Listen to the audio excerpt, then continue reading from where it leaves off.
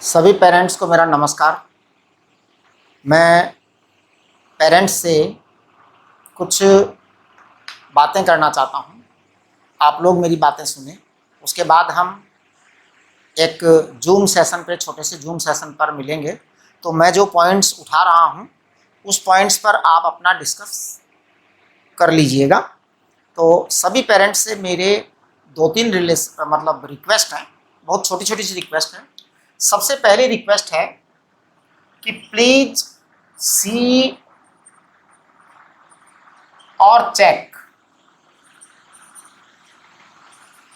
WhatsApp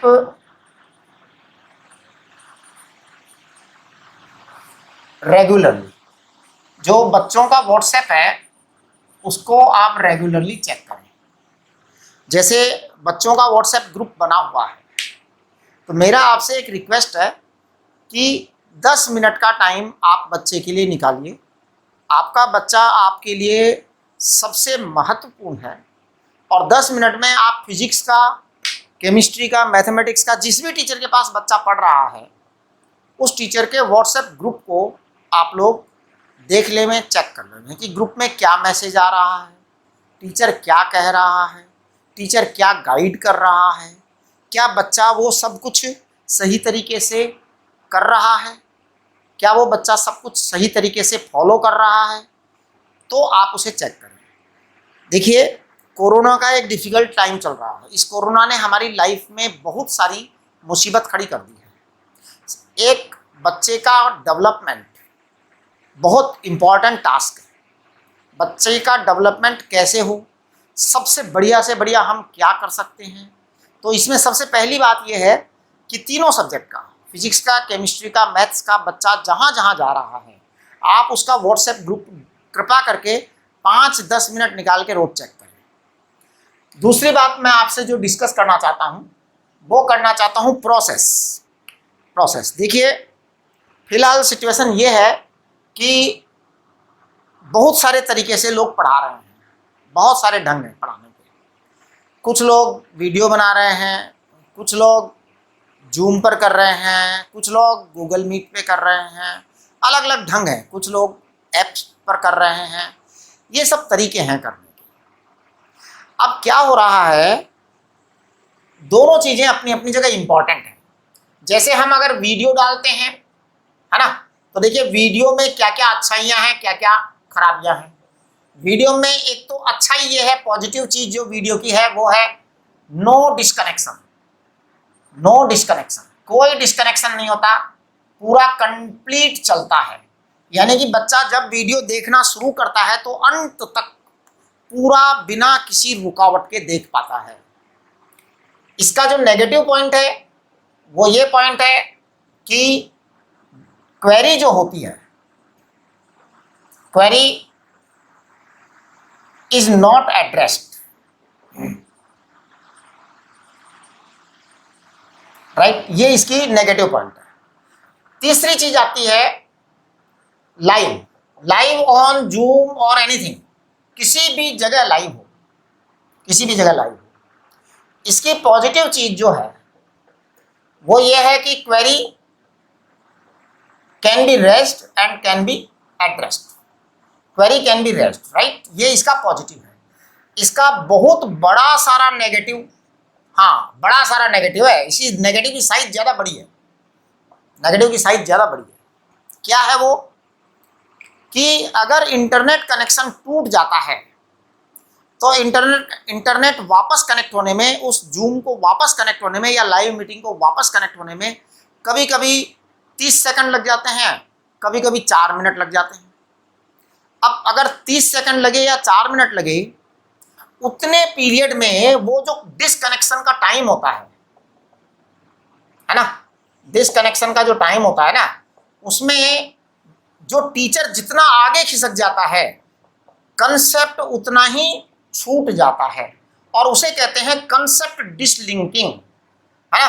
concept अगर delink हुआ, concept जो है वो अगर डीलिंक हुआ तो समझ लीजिए कुछ मतलब नहीं है पढ़ाई का। कंसेप्ट डीलिंक हो जाता है। कंसेप्ट अगर उसने अपना लिंक छोड़ दिया, कंसेप्ट अगर डीलिंक हो गया तो पूरी पढ़ाई वेस्ट है। हम में से ज़्यादातर लोग जो है साइंस के लोग हैं, मुझे पता है जो पेरेंट्स हैं वो भी बहुत सारे इंजीनियर्स हैं, कुछ पेरेंट्स डॉक्टर्स हैं, है ना। तो सब लोग जो है बहुत अच्छी तरह से साइंस सब्जेक्ट को जानते हैं। और साइंस का जो सब्जेक्ट है और एटलीस्ट फिजिक्स, देखिए केमिस्ट्री मैथमेटिक्स का नेचर और फिजिक्स सब्जेक्ट का नेचर अलग अलग है। केमिस्ट्री मैथमेटिक्स के सब्जेक्ट का नेचर ऐसा है कि अगर उसमें थोड़ा बहुत कुछ छूट भी गया ना तो बच्चा उसको कहीं इधर उधर से लिंक बना लेता है। लेकिन फिजिक्स क्या है, एकदम नेचुरल सब्जेक्ट है, और उसमें अगर एक वर्ड बीच में मिस हो जाता है तो वो एक वर्ड समझने में बच्चा परेशान हो जाता है। और मैं आपको बताऊं कि अपने जो बच्चे हैं वो कोई ऐसा तो है नहीं कि न्यूटन और आइंस्टीन है, कोई भी नहीं है। मैं तो यहाँ तक कहता हूँ अगर न्यूटन आइंस्टीन खुद भी आ जाएं तो अगर बात बीच में डीलिंक हो रही है, बीच में कनेक्शन टूट करके आ रहा है, तो न्यूटन को और आइंस्टीन को भी समझ में नहीं आएगा, किसी को भी समझ में नहीं आएगा। मैं भी अगर कोई चीज़ पढ़ूं और वो लिंक बीच में टूटता जाएगा तो मुझे भी समझ में नहीं आएगा, आपको भी नहीं आएगा, बच्चों को भी समझ में नहीं आएगा। यानी ये एक बहुत बड़ी समस्या है, बीच में लिंक टूटना। इंटरनेट डिस्कनेक्शन इग्नोरेबल चीज़ नहीं है, बल्कि सबसे बड़ी मुसीबत यही है।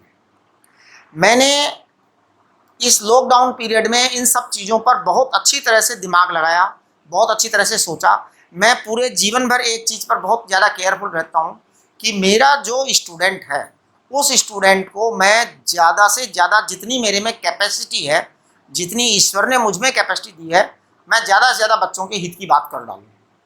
अब देखिए आप, क्या है कि मैंने जो प्लान किया है वो ऐसा है कि इसमें से सारी की सारी चीज़ें मीट आउट हो सके।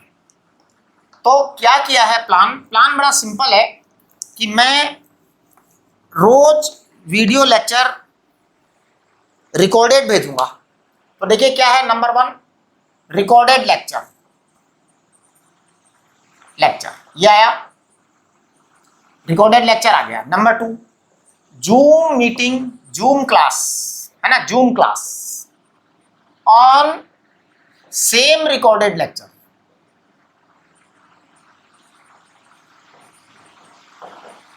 Zoom class on same recorded lecture. जो रिकॉर्डेड लेक्चर बच्चे को भेजा गया है, बच्चे को ये रिकॉर्डेड लेक्चर भेजा क्यों गया है, ताकि बच्चा पूरा का पूरा बिना रुकावट के अपनी पढ़ाई कर ले। इसी लेक्चर पर जूम क्लास क्यों होगी, है ना, same recorded lecture, so that query can be addressed.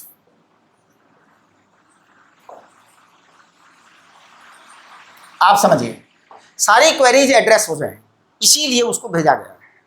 तो हमने वो भेजा और दूसरे स्टेज पर हमने क्वेरी, यानी इससे हमारे दोनों काम हो गए, दोनों काम हो गए।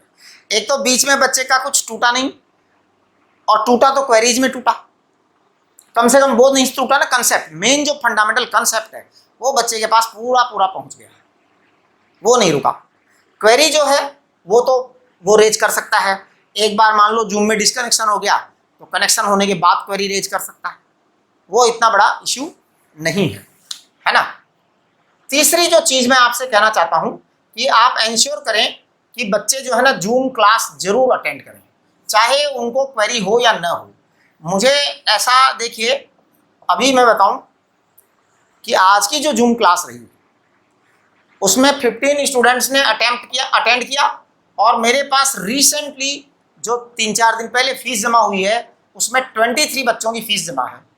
भाई ऐसा है, ये जो भी 8 बच्चे एब्सेंट थे, 23 बच्चों की फीस जमा है, उसमें से 8 बच्चे एब्सेंट थे। तो ये क्यों एब्सेंट थे हैं? और अगर मान लो क्लास अटेंड ही नहीं करनी थी जूम की तो क्यों फीस जमा कराई, क्या जरूरत थी फीस जमा कराने की? फीस जमा कराई है तो भाई क्लास अटेंड करो। अच्छा, अगर कोई बच्चा ये सोचता है कि सर ने रिकॉर्डेड लेक्चर भेज दिया and this is sufficient for me, तो देखो मैं बात बताऊं कि कोई भी चीज़ कभी भी सफिशिएंट नहीं होती, कुछ ना कुछ उसमें रह जाता है, और अगर क्वेरी क्रिएट कर लेते हैं तो उसके हित में होता है। मैं आप लोगों से एक बात बहुत अच्छे तरह से कह देना चाहता हूं, देखिए चाहे रिकॉर्डेड लेक्चर हो, चाहे एक minute, just a moment please.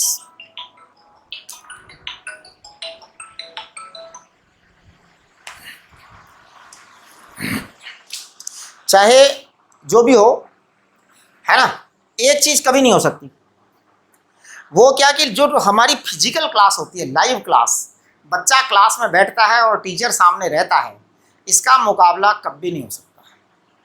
ये तो मतलब बहुत ही अलग चीज़ होती है।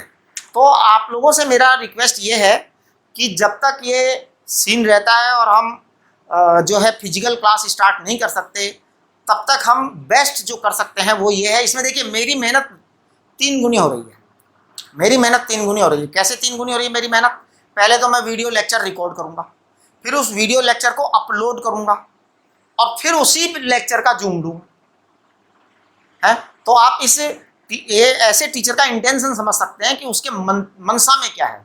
उसकी मनसा में ये है कि वो एनी हाउ बच्चे के दिमाग में सब्जेक्ट डाल देना चाहता है, बस उसकी इच्छा इतनी सी है और कुछ नहीं। मेरी यही इच्छा है मात्र।